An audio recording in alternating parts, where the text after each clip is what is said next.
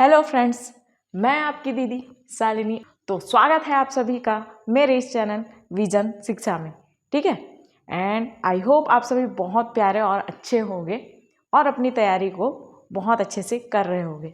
तो चलो एक बार फिर हाजिर हो चुकी हूँ आपके लिए मैं अपने इस सीरीज़ में, जो कि क्या है, क्लास 10th के मैथ्स का सीरीज होने वाला है, सीजी बोर्ड का, है ना।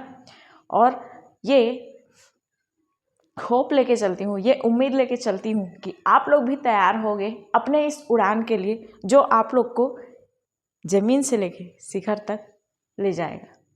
तो चलो बिना टाइम वेस्ट किए शुरू करते हैं अपना इस लेक्चर को। ठीक है, तो हम लोग पिछले वाले लेक्चर में कहाँ तक देख लिए थे, तो आप लोगों ने देखा होगा कि हमने क्या क्या पढ़ लिया था।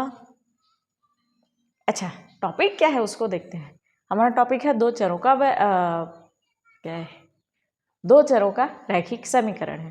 तो दो चरों के रैखिक समीकरण में हमने देखा था कि नाम के अकॉर्डिंग इंट्रोडक्शन देखा था, दो चर किसको बोलते हैं, दो चर आखिर क्या होते हैं, और उसके बाद ये रैखिक समीकरण आखिर क्या होता है ना, ये चीज़ देखे थे। उसके बाद कुछ टाइप्स पढ़े थे, है ना, यही चीज़। और उस टाइप्स में इसका मूल रूप भी पढ़े थे, उस मूल रूप में किसको क्या बोला जाता है, किसको क्या नहीं बोला जाता है, ये चीज़ भी पढ़े थे। तो चलो थोड़ा सा आज आगे बढ़ते हैं और हम लोग पढ़ते हैं उस टाइप के अंदर की चीज़ों को। क्या क्या टाइप था, क्या क्या प्रकार था, सॉल्व करने का 3-4 मेथड था ना। तो उसमें से पहला मेथड तो हो गया था हमारा क्या, ग्राफिकल मेथड या फिर आलेखीय विधि।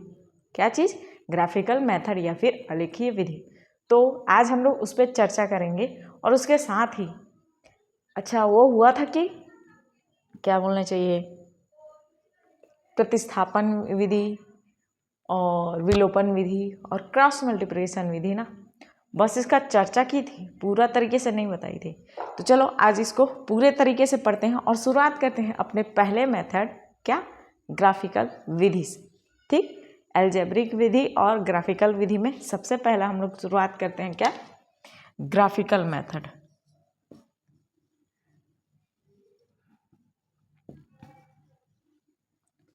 ग्राफिकल मेथड, ठीक।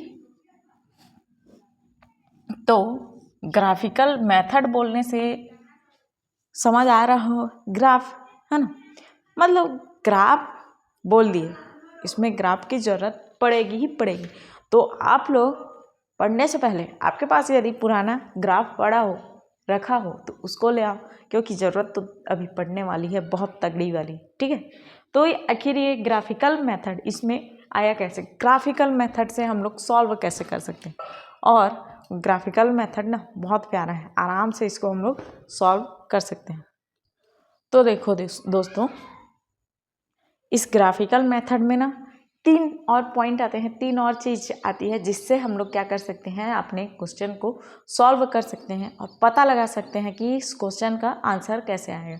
तो उसमें पहला मेथड को या पहला तरीका को हम लोग देखते हैं। क्या है पहला तरीका हमारा, पहला है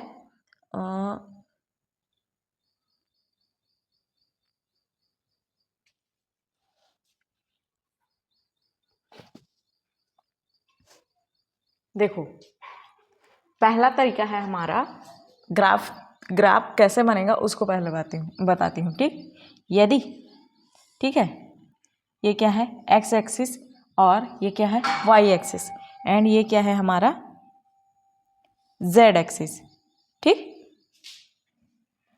तो इधर जान रहे हो 1 2 3, इधर 0 रहता है, ये वाला पॉइंट 1 2 और 3, 1 2 3। ठीक, तो देखो इस ग्राफ में दिख रहा है आप लोग को ग्राफ, तो इस ग्राफ में यदि दो रेखाएं क्या करें, आपस में एक दूसरे को किसी बिंदु पर क्या करें, काटें। मान लो यहाँ पे ये दोनों बिंदुएं एक दूसरे को इस पॉइंट पर काट रही हैं, ठीक, जो कि एक्स एक्सिस के किससे, 2 से मिलता है और वाई एक्सिस के 2 से मिलता है। तो हमेशा हम लोग क्या लिखते हैं, पहले एक्स एक्सिस को फिर वाई एक्सिस वाले को, तो इसका मान क्या हो जाएगा, 2 और 2। ठीक, तो जब, इसको बिंदी बिंदी कर देती हूँ, ठीक, और ये भी, ठीक, समझ लेना ये बिंदी बिंदी है करके ना, ठीक है। तो जब दो रेखाएं क्या हो, दो रेखाएं आपस में क्या करें, इंटरसेक्ट करें, या आपस में एक दूसरे को क्या करें, काटें, प्रतिच्छेदित करें, तो उसको हम लोग क्या बोलते हैं, तो उसका सॉल्यूशन कैसे आता है, प्रतिच्छेदित करती हैं, तो जहाँ पे वो काट रहे हैं तो वहाँ का कुछ पॉइंट निकल के आएगा ना, तो वहाँ पे सॉल्यूशन कैसे आएगा। देखो इन दोनों का अलग अलग पॉइंट था, ये एक्स एक्सिस पे 1 2 3 4, ये वाई एक्सिस पे 1 2 3 4, लेकिन जब दोनों एक साथ मिले तो कुछ अलग ही मान हम लोग को प्राप्त हुआ, है ना। कुछ क्या हुआ, यहाँ पे अलग मान प्राप्त हुआ, दोनों चीज़ें, दोनों लाइन्स एक दूसरे को क्रॉस की, तो हम लोग को क्या किया, एक अलग मान प्राप्त हुआ। जहाँ पे काटी हो वहाँ पे क्या हुआ, एक अलग मान प्राप्त हुआ। नहीं तो हम लोग क्या लिख सकते हैं, एक्स एक्सिस में जा रहा है, जाने दो, वाई एक्सिस में जा रहा है, जाने दो, लेकिन सीधा सीधा जाता तो हम लोग को कोई प्रॉब्लम नहीं। यहाँ पे क्या हुआ, क्रॉस किया तो कुछ ना कुछ पॉइंट मिला हम लोग को। मेन क्या हुआ, जहाँ पे क्रॉस किया वहाँ पे एक पॉइंट मिल गया, तो हम लोग अब क्या करेंगे, उस पॉइंट को लिखेंगे और इस सॉल्यूशन का नाम देंगे हम लोग क्या, यूनिक सॉल्यूशन। क्या, ऐसा जब ग्राफ आए तो इसको हम लोग क्या बोलते हैं, ऐसा ग्राफ आए तो इसका सॉल्यूशन क्या होगा, जब बोला जाएगा ना, तब आप लोग लिखना कि इसका सॉल्यूशन होगा यूनिक सॉल्यूशन, ठीक। या तो बोल सकते हो कि अद्वितीय हल प्राप्त हुआ, ठीक, समझ आया। क्या किया, एक ग्राफ दे दिया, एक्स और वाई का मान दे दिया, एक्स और वाई का मान दे दिया, उसके बाद अब एक्स और वाई से दो रेखाएं निकली, एक्स एक्सिस से अलग रेखा, वाई एक्सिस से क्या करी, अलग रेखा निकली, ठीक। और वो रेखाएं आपस में एक दूसरे को क्या करी, इंटरसेक्ट करी, प्रतिच्छेदित करी, ठीक, एक दूसरे को क्या करी, काटी। तो जहाँ पे वो काट रही है ना, तो वहाँ के पॉइंट को हम लोग को नोट करना है। तो देखते हैं कि वहाँ का पॉइंट पहले वाले पॉइंट पे अलग है, दूसरे वाले पॉइंट से भी अलग है, तो अलग अलग मिला हम लोग को, तो उस पॉइंट को हम लोग क्या बोलेंगे, या उस सॉल्यूशन को हम लोग क्या बोलेंगे, यूनिक सॉल्यूशन बोलेंगे, ठीक है। अगला दूसरा देखो, दूसरा ग्राफ कैसे बनता है, ये बी है, ठीक। तो हमारा दूसरा ग्राफ कैसे बनेगा, मान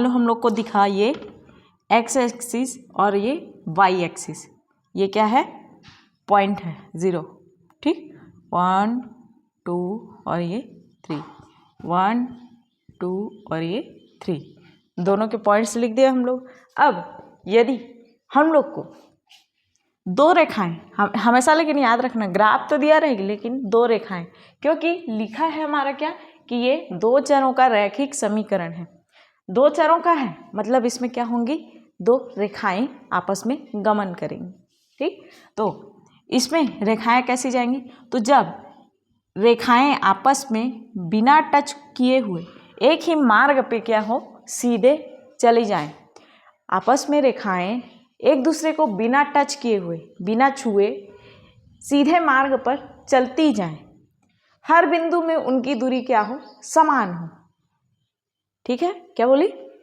यदि दो रेखाएं आपस में एक दूसरे को बिना टच किए सीधी रेखा में चलती जाएं और हर बिंदु पर उनकी बीच की दूरी, उन दोनों रेखाओं की बीच की दूरी क्या हो, समान हो, तब वो क्या कहलाता है, पता है ना कि नहीं पता, समांतर, ठीक। तो उसका सॉल्यूशन कैसे आता है, तो ऐसा ग्राफ जब बनेगा तो इस पे सॉल्यूशन कैसे आएगा, तो पैरेलल सॉल्यूशन, एक मिनट,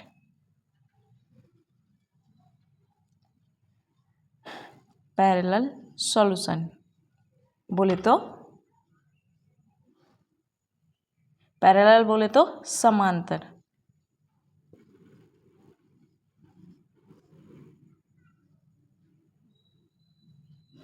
ठीक, समांतर हल, या इसको हम लोग क्या बोल सकते हैं,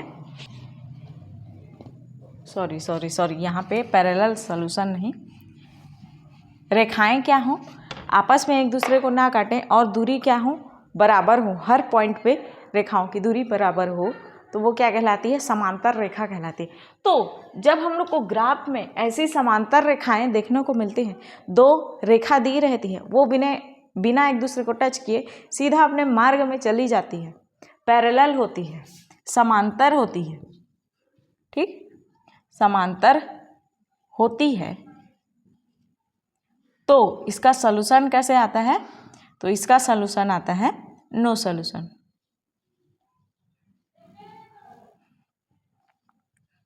या क्या बोले, कोई सॉल्यूशन नहीं, इसका कोई हल नहीं है।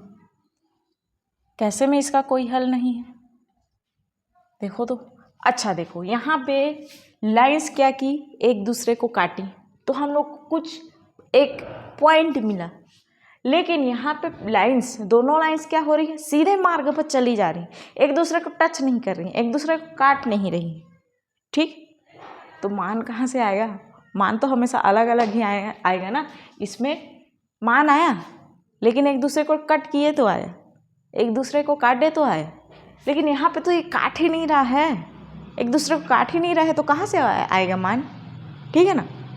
जब एक दूसरे को काटेगा नहीं तो इसका मान ही नहीं आएगा, तो इसका सॉल्यूशन पूछा जाएगा हम लोग को, जब पैरेलल रेखा दिखे और इसका सॉल्यूशन कैसे आ रहा है करके बोले, ठीक है, तो इसका सॉल्यूशन हमेशा याद रखना नो सॉल्यूशन होगा, या फिर इसमें लिख सकते हो कोई हल नहीं होगा, ठीक है, समझ आए। अब आगे बढ़ते हैं।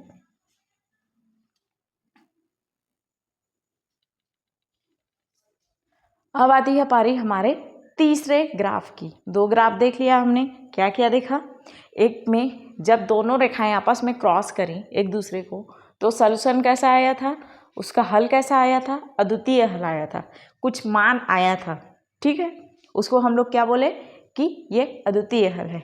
दूसरा सिचुएशन क्या आया हमारे पास, दूसरा सिचुएशन ये आया कि दोनों रेखाएं आपस में एक दूसरे को बिना टच किए हुए, बिना छुए सीधी रेखा में चलती जा रही हैं और हर बिंदु पर उनकी दूरी क्या है, समान है, ऐसी समांतर रेखा है वो, ठीक। तो जब समांतर रेखा हमको प्राप्त हो ना, तो उसका सॉल्यूशन, उसका हल कैसे आएगा, ऐसे सिचुएशन में उसका हल आएगा हमेशा कि उसमें कोई भी हल नहीं होगा। सिंपल से लिखना है कि इसका कोई भी हल नहीं है, या इंग्लिश मीडियम वाले नो सॉल्यूशन, ठीक। अगला देखते हैं हम लोग, हमारा अगला ग्राफ कैसे बनता है। तो मान लो ये हमारा क्या है, एक्स एक्सिस और वाई एक्सिस वाला ग्राफ है। आप लोग के पास ग्राफ होगा, उसमें आपके करना, मैं तो यहाँ रफली बना रही हूँ, ठीक।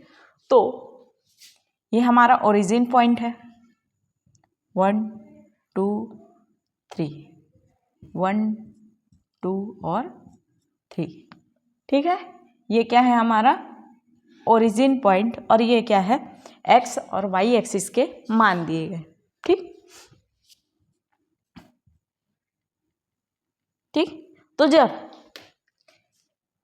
एक रेखा इस तरीके से जा रही हो, ठीक, ऐसे भी जा सकती है, ऐसे भी जा सकती है, ऐसे सीधे भी जा सकती है, लेकिन जब एक रेखा किसी भी दिशा में क्या कर रही हो, गमन कर रही हो, और दो रेखाओं का बोला है, तो दूसरी रेखा जब आएगी इसी के सीध में या इसी के बराबर ऐसे होते हुए क्या करे, पहली रेखा को ढकते हुए दूसरी रेखा जाए, तो उसको क्या बोलेंगे हम लोग, उसका सॉल्यूशन कैसे आएगा। एक रेखा ऐसे जा रही थी, दूसरी रेखा उसी के ऊपर में या उसी को ओवरलैप करते हुए, इसी को ढकते हुए गमन करे उसी दिशा में, तो इसका सॉल्यूशन कैसे आता है, इसका कैसा सॉल्यूशन होगा, सोचो, मेरे को तो नहीं पता भाई, सोचो। जब एक रेखा दूसरी रेखा को क्या करे, ढक दे, ओवरलैप कर दे, तो ये कैसा सिचुएशन हो जाएगा, को इंसिडेंट सिचुएशन। तो ऐसी सिचुएशन में हमारा हल क्या आएगा कि हमारा हल होगा, सॉल्यूशन होगा इन्फिनिटिव। क्या होगा, हमारा सॉल्यूशन इन्फिनिटिव होगा। इन्फिनिटिव बोले तो क्या कि हमारा इसमें कितना भी सारा हम लोग मान निकाल सकते हैं। ठीक, इन्फिनिटिव सॉल्यूशन बोलने का मतलब है हम लोग इसमें बहुत सारा मान क्या कर सकते हैं, निकाल सकते हैं। तो इसका सॉल्यूशन कैसे होगा, सॉल्यूशन होगा इन्फिनिटिव, या फिर इसको हिंदी में लिख सकते हो अनंत हल प्राप्त हो गया, अनंत हल प्राप्त। ठीक, तो 3 चीजें हमने क्या क्या देखी, पहला देखा कि जब ग्राफ क्या हो, ग्राफ में 2 रेखाएं आपस में एक दूसरे को काटें तो उसका सॉल्यूशन कैसे आता है। ओवरव्यू देखो, जब ग्राफ में 2 रेखाएं एक दूसरे को काटें तो उसका सॉल्यूशन आता है क्या, यूनिक सॉल्यूशन या अद्वितीय हल। ठीक, अगला ग्राफ कैसा बना था हमारा, तो जब 2 रेखाएं आपस में एक दूसरे को बिना काटे क्या हो, एक रेखा में गमन करते जाएं। ठीक, अरे बन नहीं रहा है। इस तरीके से क्या करें, बिना काटे एक दूसरे को 2 रेखाएं सीधी रेखा में क्या करते जाएं, गमन करते जाएं, और हर बिंदु पर उनकी दूरी क्या हो, समान हो। तब इसका सलूशन कैसे आता था, इसका सलूशन आता था नो सलूशन, या फिर इसका कोई भी हल प्राप्त नहीं होता था। अगला सिचुएशन क्या बना, तो अगले सिचुएशन में ग्राफ में 2 रेखाएं दी गई हैं। पहली रेखा जिस बिंदु पर जिस रास्ते पर गमन कर रही है उसी रास्ते पर दूसरी रेखा क्या करते हुए, पहली वाली रेखा को ढकते हुए, ओवरलैप करते हुए गमन करे, तो उसमें सॉल्यूशन कैसे आता है कि उसका सॉल्यूशन मिलता है अनंत, ये इन्फिनिटिव मिलता है। क्या लिख सकते हैं कि इसका हल जो हमें प्राप्त होगा वो अनंत हल प्राप्त होगा। ठीक है, आई होप आप लोग को समझ आया होगा। एक बार आप लोग अच्छे से देख लीजिएगा। ठीक, तो आज के लिए इस वीडियो के लिए इतना ही। नेक्स्ट वीडियो में अगला टॉपिक हम लोग क्या करेंगे, पढ़ेंगे। ठीक, नेक्स्ट टॉपिक हमारा क्या होगा, तो आज पढ़े हम लोग क्या, ग्राफिकल मेथड। अगला पढ़ेंगे हम लोग अगले वीडियो में क्या पढ़ेंगे, सोचो। अगला पढ़ेंगे हम लोग एल्जेब्रिक मेथड, यानी कि बीजगणितीय विधि। ठीक, दिमाग में प्रेशर मत दो, छोटा वीडियो करके बूस्टअप करते जाओ अपने को कैप्सूल टाइप से। लेकिन कैप्सूल तो एक बार खा दोगे तो एक बार में 1000 कैप्सूल नहीं खाना, एक बार में एक ही कैप्सूल। ठीक, उसी तरीके से ये वीडियोस भी एक बार में एक टॉपिक। ठीक, तो मिलते हैं नेक्स्ट वीडियो में। तब तक के लिए अपना ख्याल रखिएगा, क्योंकि सर्दी का, खांसी का, बुखार का मौसम चल रहा है, और थोड़ा सा हेल्थ का केयर करते हुए चलिएगा, क्योंकि मेरे को भी हो रहा है इसलिए बोल रही हूँ। ठीक है, तो अपना इस टॉपिक को अच्छे से कवर करिए, अच्छे से पढ़िए। मिलता है नेक्स्ट वीडियो में, तब तक के लिए जय जोहार, जय छत्तीसगढ़, धन्यवाद।